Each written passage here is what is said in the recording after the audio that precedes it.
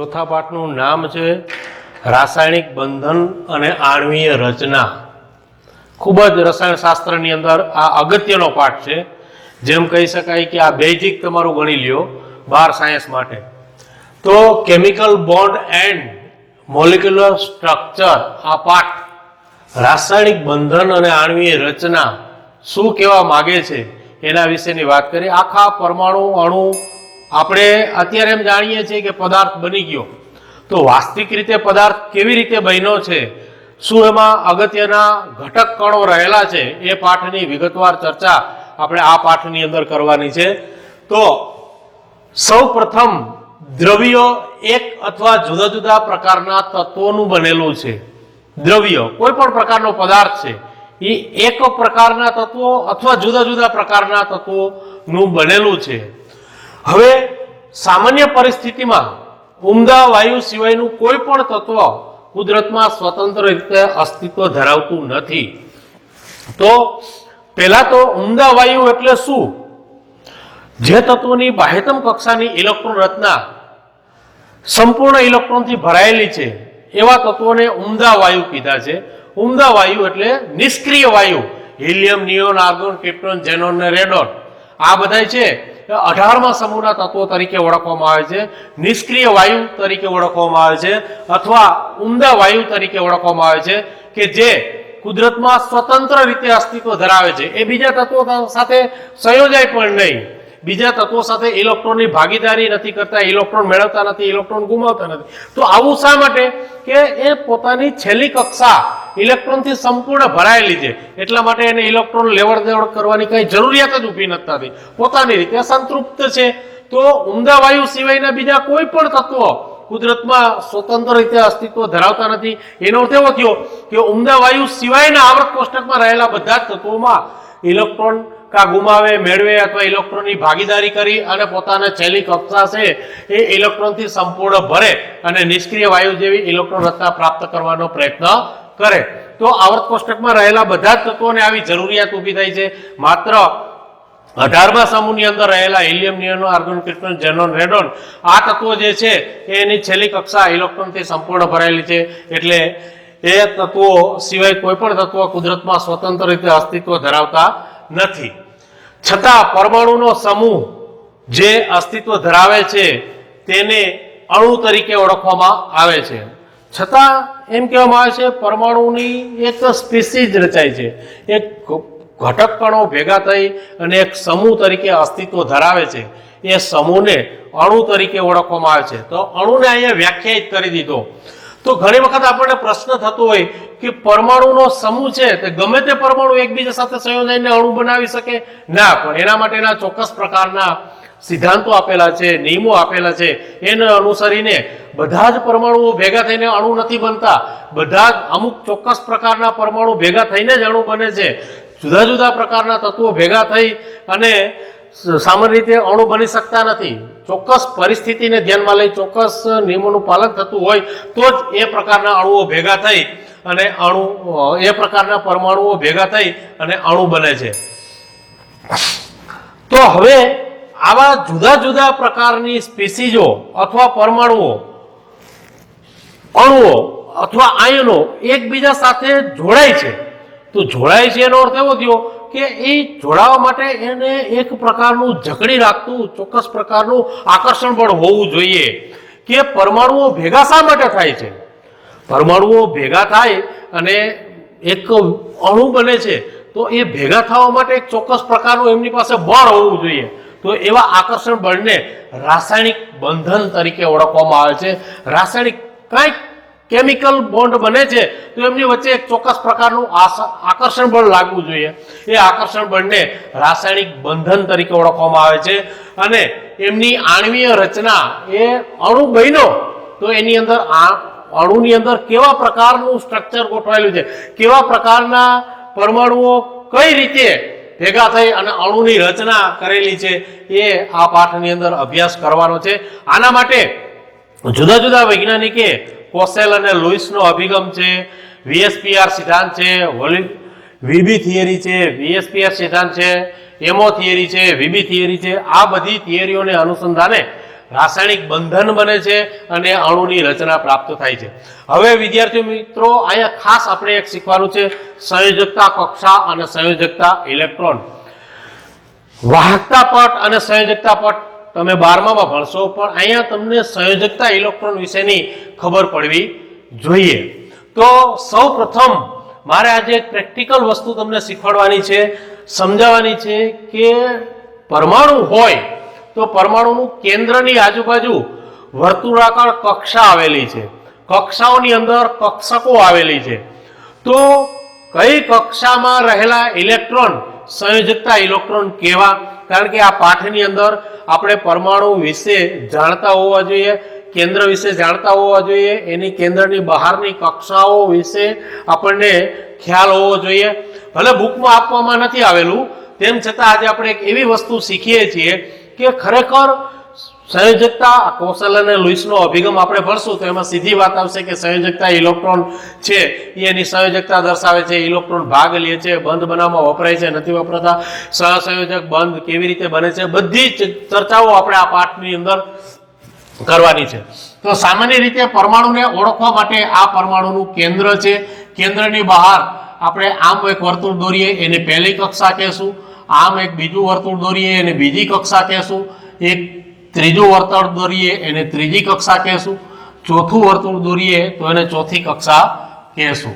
આ વિદ્યાર્થી મિત્રો તમે પ્રેક્ટિકલી રીતે સમજવાનો પ્રયત્ન કરજો. પહેલી કક્ષાને આપણે 1 વડે દર્શાવીએ, બીજી કક્ષાને 2 વડે, ત્રીજી કક્ષાને 3 વડે અને ચોથી કક્ષાને 4 વડે દર્શાવીએ છીએ. એને આપણે સામાન્ય K, L, M અને N એવી સંજ્ઞાઓ પણ આપેલી છે.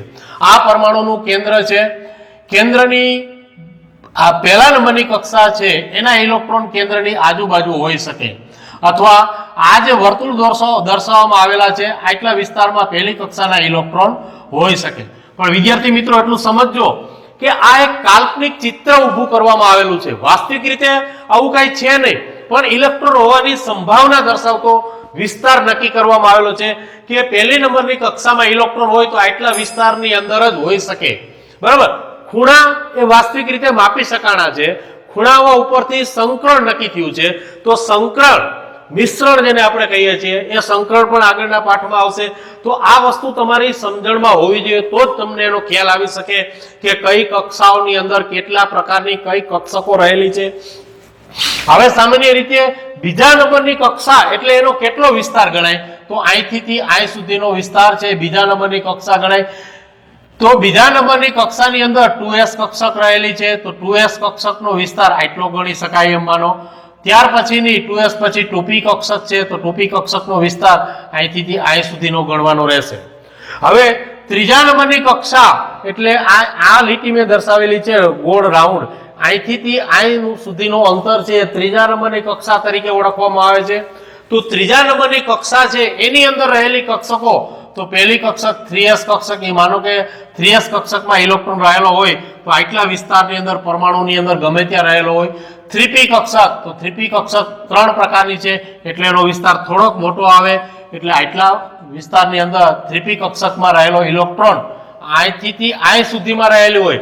પછી આપણે આગળ ભણવાનું છે કે p કક્ષક 3 પ્રકારની છે, px, py અને pz. તો એમાં ઇલેક્ટ્રોનની ગોઠવણી કઈ પ્રકારની આવે એ પછી આપણે પાઠના અંત તરફ અભ્યાસ કરશું.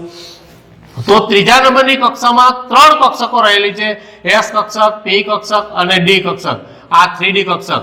d કક્ષક 5 પ્રકારની છે, 3dz2, dxy, dyz અને dzx2 y2. તો આવી 5 પ્રકારની ડી કક્ષકોમાં જો ઇલેક્ટ્રોન હોય ત્રીજા નંબરની કક્ષાની અંદર કક્ષક જો ડી કક્ષકમાં ઇલેક્ટ્રોન રહેલો હોય તો આટલા વિસ્તારમાં જ હોઈ શકે. પી કક્ષકમાં જો ઇલેક્ટ્રોન રહેલો હોય તો આટલા જ વિસ્તારમાં હોઈ શકે. એસ કક્ષકમાં ત્રીજા નંબરની એસ કક્ષકમાં ઇલેક્ટ્રોન હોય તો આ વિસ્તારમાં ગમે ત્યાં હોઈ શકે. એવી જ રીતે અહીંયા ચોથા નંબરની કક્ષામાં જો ઇલેક્ટ્રોન રહેલો હોય તો કેટલા વિસ્તારની અંદર હોઈ શકે? તો અહીંથી અહીં સુધી ચોથા નંબરની કક્ષાનો વિસ્તાર છે.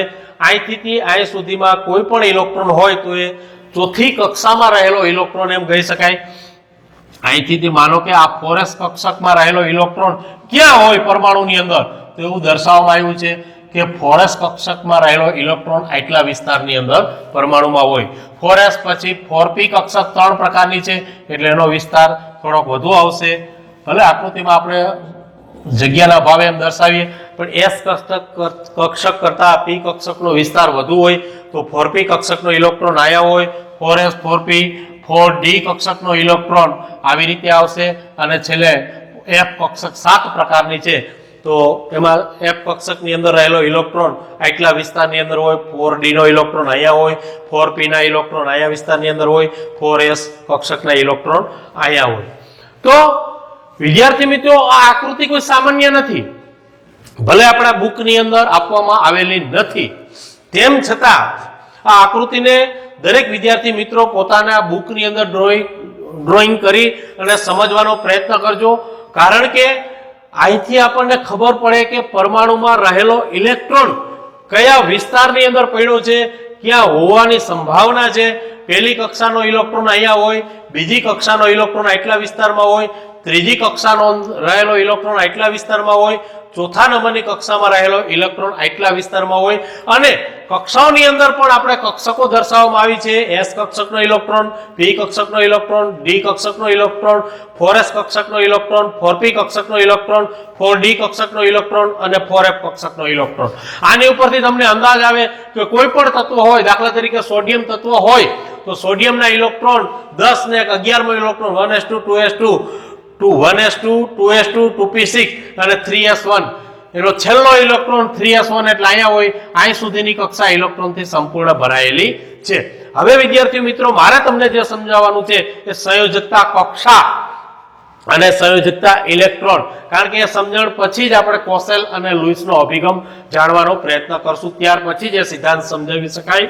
તો જ્યાં સુધી છેલ્લી કક્ષા ઇલેક્ટ્રોનથી સંપૂર્ણ ભરાયેલી છે એ કક્ષામાં રહેલા ઇલેક્ટ્રોન બધા વાહકતા પટના ઇલેક્ટ્રોન છે એને ત્યાર પછી છેલ્લી કક્ષા ઇલેક્ટ્રોનથી સંપૂર્ણ ભરાઈ ગયા પછી જે વધારાના ઇલેક્ટ્રોન જે કક્ષામાં આવે એને સંયોજકતા કક્ષા તરીકે ઓળખવામાં આવે છે. સામાન્ય રીતે છોકરાઓ હું એમ કહું કે હિલિયમથી શરૂઆત કરી આપણે, હિલિયમના 2 ઇલેક્ટ્રોન એટલે 1s2 થશે એની ઇલેક્ટ્રોન રચના. 1s2 એટલે અહીં સુધી પહેલી કક્ષાની અંદર 1s2 પહેલી કક્ષા ઇલેક્ટ્રોનથી સંપૂર્ણ ભરાઈ ગઈ એને સંયોજકતા ઇલેક્ટ્રોન નથી. સંયોજકતા ઇલેક્ટ્રોન નથી માટે હિલિયમને આપણે ઉમદા વાયુ તરીકે ઓળખવામાં આવે છે.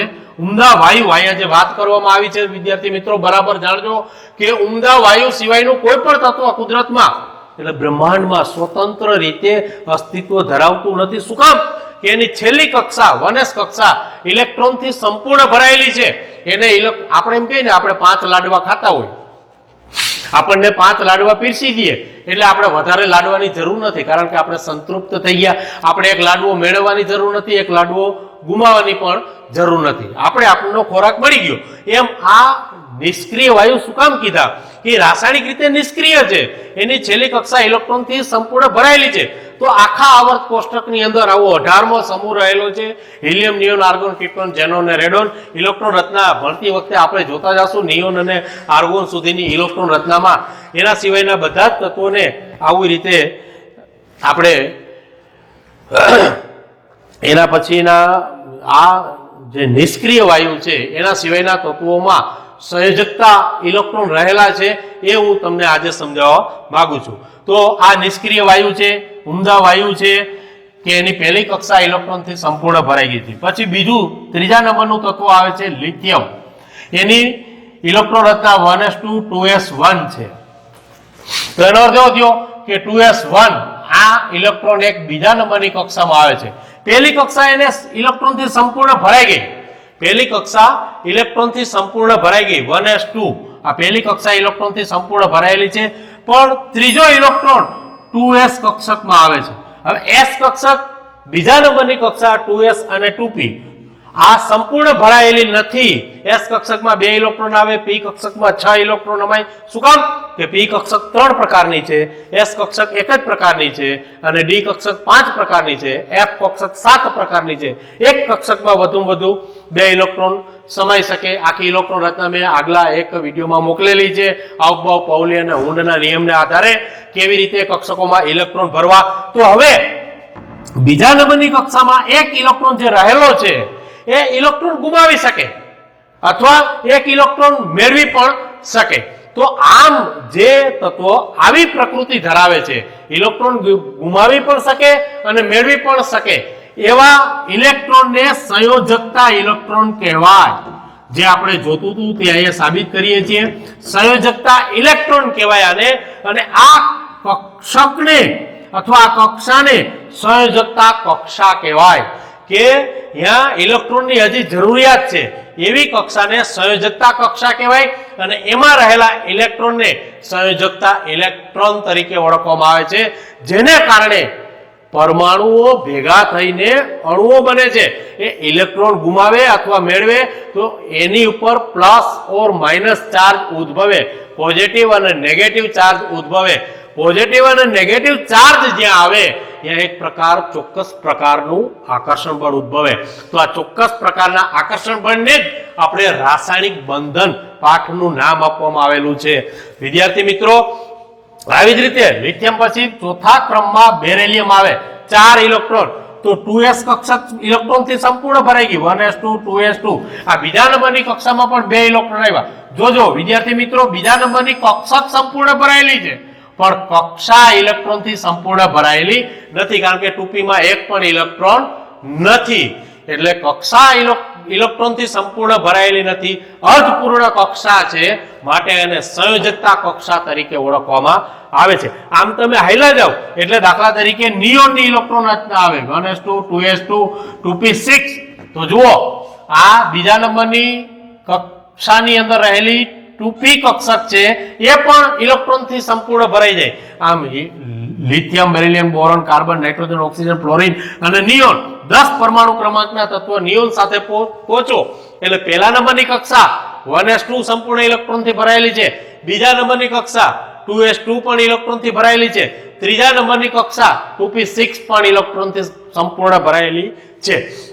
એનો અર્થ જો પહેલી કક્ષા ઇલેક્ટ્રોનથી સંપૂર્ણ ભરાયેલી છે અને બીજા નંબરની કક્ષા પણ ઇલેક્ટ્રોનથી સંપૂર્ણ ભરાયેલી છે.